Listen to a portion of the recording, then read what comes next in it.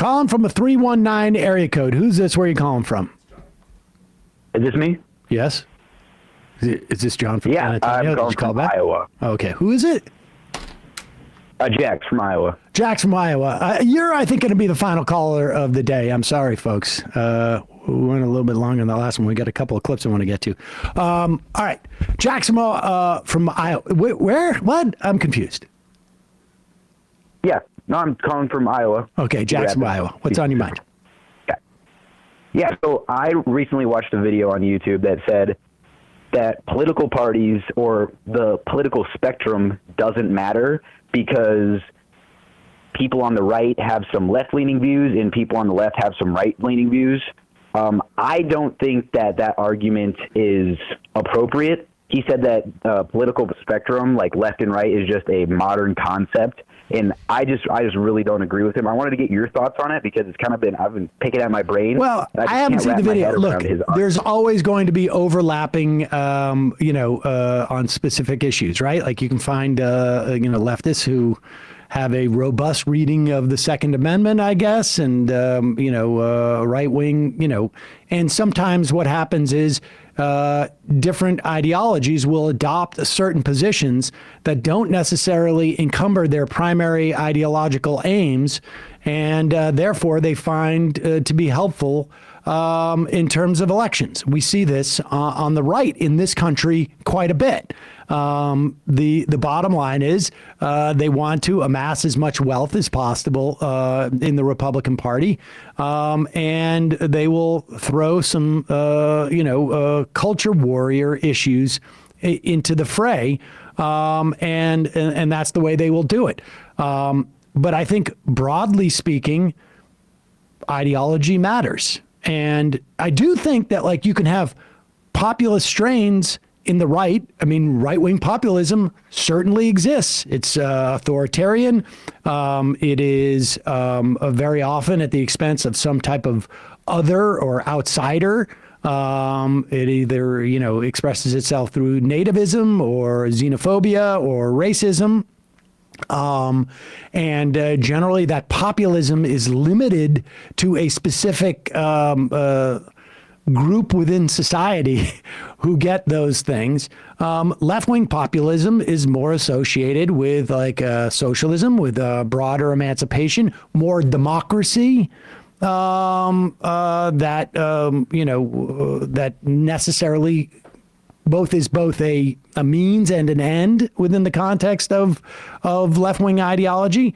So, I think more often than not, in a very nuanced, situation, you could say that, we've had Jeet here on to made the argument that our politics have become more about inside versus outside. And on some level, from an electoral standpoint, that is the case.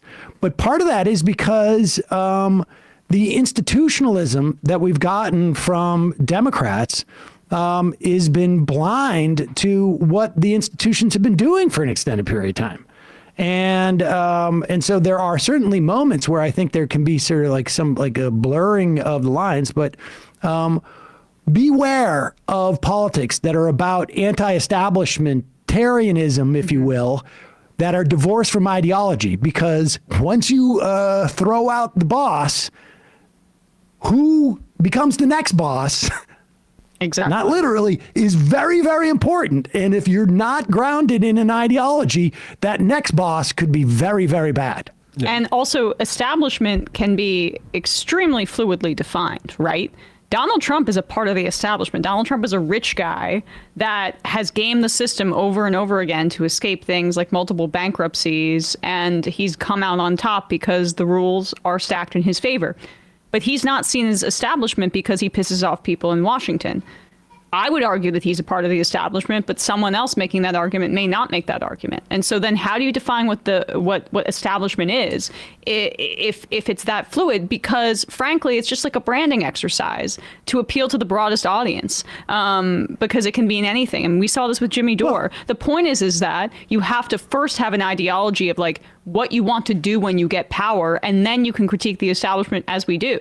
Like what our focus should be, I think in terms of pushing the Democrats to the left and as leftists, like decommodifying the essentials of life. This is the kind of thing that I want to push forward in the next few years.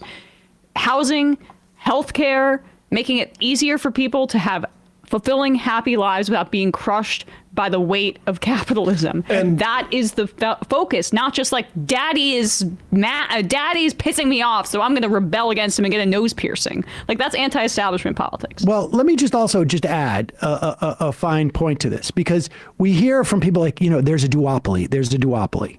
And yet there's an establishment within the different political parties, right? Like, there are people who are gatekeepers within both of these parties. But when people say like it's a duopoly, on some level, like there is definitely overlap in those two Venn diagrams. But where that overlap is with rich people. Yes. And corporations. And so the idea that Donald Trump could say like, well, he may be against the establishment of the Republican Party, but at the end of the day, there's a reason why he contributed to both when he wasn't running as a candidate, and they were both giving him favors, is because money at the end of the day in our society is the establishment. That is where the power lies. Corporate and individual wealth is where the power lies in our society.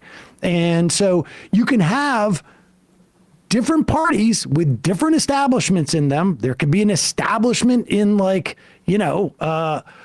politics up in Poughkeepsie. But they're not the establishment that we have to worry about. Right. If you're in Poughkeepsie and you're trying to get into the local politics, yeah, you maybe the old boy network might be what you want to get into. But it is, like Emma says, it's not as much like it applies to the context, and what you're talking about is really important when you use that. Yeah. Right. Yeah, it should be class politics, not partisan politics. Did I answer that?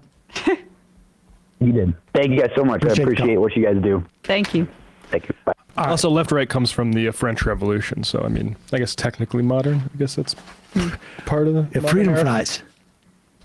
Freedom fries. And speaking of the French Revolution, we have levels of income inequality that match that right now, the pre-French Revolution days. Just saw that the other day. Yeah, left-right doesn't make as much sense to me as capitalist versus labor. Joanne in Massachusetts says, say ruling class. Okay, fair. To capital. Hey, folks, don't forget to hit the subscribe button and check out our daily show. We do it every day at 12 p.m. Eastern for about 2.5 hours. We even take phone calls. You should check that out.